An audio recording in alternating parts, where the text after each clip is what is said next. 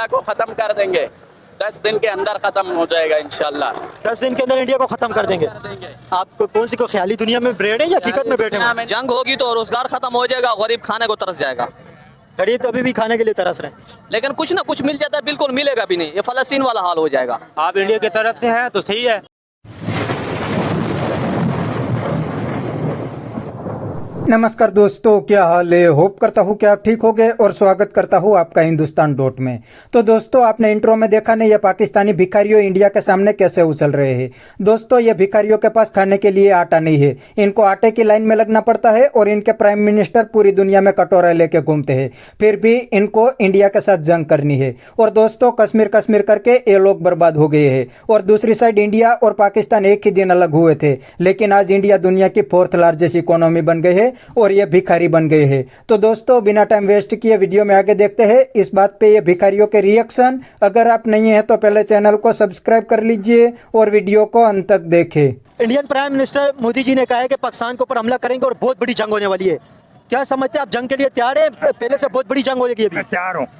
मैं उसके जूते और मारूंगा, मोदी के जूते मारेंगे आप? हाँ। तो आगे से जब ब्रह्मोस मिसाइल आएगा तो उसका मुकाबला जूतों के साथ कैसे करोगे? ये क्या बात कर रहे मैं हो? भी शहीद हो जाऊंगा, मैं भी मर जाऊंगा उधर ही, उसको भी मार दूंगा। लेकिन अभी जो जंग होगी ना, मोदी जी ने कहा है इतनी बड़ी जंग होगी कि उसको कंट्रोल करना बहुत मुश्किल होगा। आउट ऑफ कंट्रोल जंग हो जाएगी। जब नवाज शरीफ के घर बगैर बुलाए आ गया वो, जब भी वो इधर से बच के चला गया, पता नहीं था ना लोगों को, अचानक आया था वो इधर। लाहौर में आए थे मोदी जी, लाहौर में आए थे 2014 में नवाज शरीफ के पोते की शादी में। हाँ, आया था उधर, लेकिन लोगों को पता नहीं था, नहीं उसको जाने नहीं देते लोग मोदी को। लोगों को पता होता कि मोदी जी पाकिस्तान में आए हुए तो लोग क्या करते? वो उड़ा देते, उसको मारते, बगैर बुझाए कैसे आया भाई? तो पहले मालूमात तो करता लोगों से। भाई मोदी जी बोलते हैं कि भाई मैं वीजे के बगैर आया हूँ पाकिस्तान में, उन्होंने बताया ये हमारा हिस्सा था पहले पाकिस्तान, अभी अलग हो गया तो क्या हो गया भाई? बोला वीजे के बगैर ही आया हूँ, अफगानिस्तान से डायरेक्ट आए थे इधर। लेकिन वो वजीर आजम है ना, वो मोदी साहब जी, वो अपनी मर्जी से आ गया, अपने जहाज लेके आ गया, नवाज शरीफ के घर आए थे। लेकिन अभी मोदी जी ने कहा अभी कोई दावत पे नहीं आएंगे, किसी की शादी पे नहीं आएंगे, अभी लड़ाई होगी, अभी जंग होगी बड़ी वाली। लड़ाई हो गई तो हम भी तैयार हैं, हर टाइम तैयार हैं हम उनके लिए, हकीकत बात है। हम मुजाहिदीन हैं, मरने वाले हैं हम, डरने वाले नहीं हैं। मोदी को इतना मारेंगे उसको छुटाने वाला भी नहीं। आपको पता है इंडिया कोई छोटा सा खिलौना तो नहीं है, बहुत बड़ा मुल्क है, दुनिया की 4थी बड़ी पावर है इंडिया। इंडिया की इकोनॉमिकल भी इंडिया स्ट्रॉन्ग है और मिलिट्री भी इंडिया की, आर्मी भी दुनिया की बड़ी आर्मी है। लेकिन बीच में मारेंगे, उधर भी मुसलमान बहुत है, इंडिया के अंदर है या नहीं? तो इंडिया के मुसलमान इंडिया के लिए लड़ेंगे? हाँ लड़ेंगे ना, हमारे मुसलमानों के लिए। जब हम मुसलमान मर रहे हैं तो वो बच जाएंगे, वो भी मरेंगे। क्या इंडिया के मुसलमान पाकिस्तान के लिए लड़ेंगे? क्या लड़ेंगे?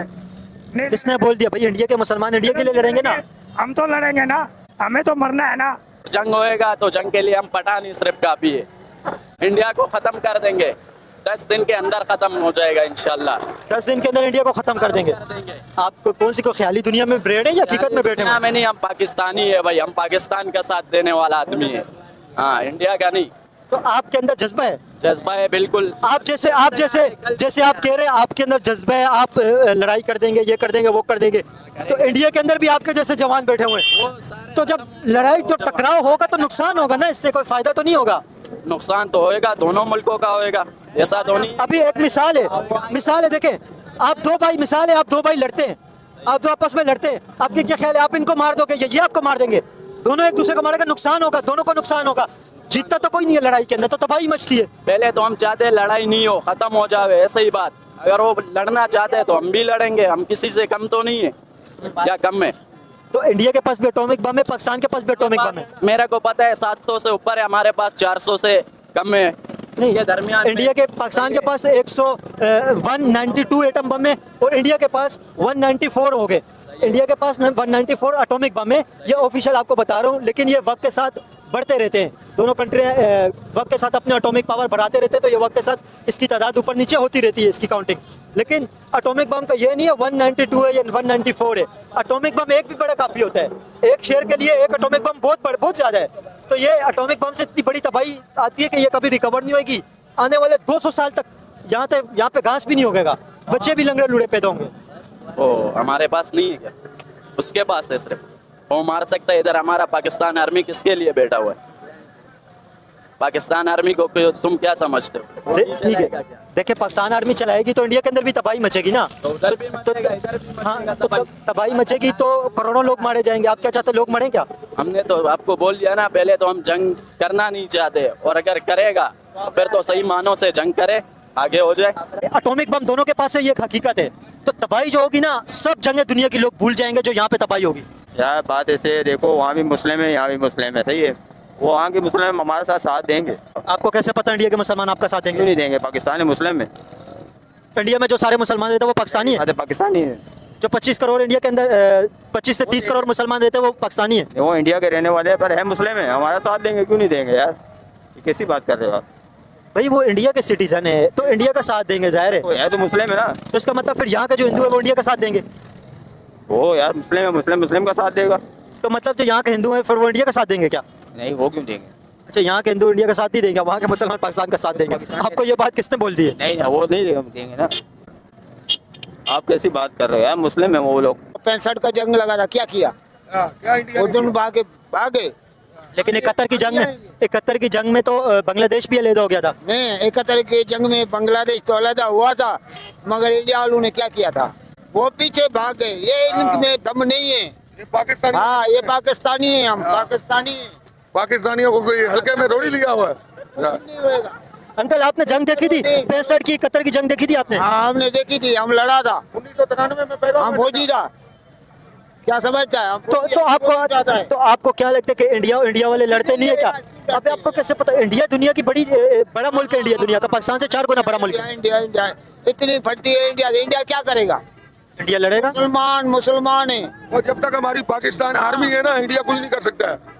हाँ, अभी ये जो क्या बोलते हैं कामरान था, इंडिया में जाके हमला किया ना, इंडिया वालों ने क्या किया? कुछ भी नहीं किया।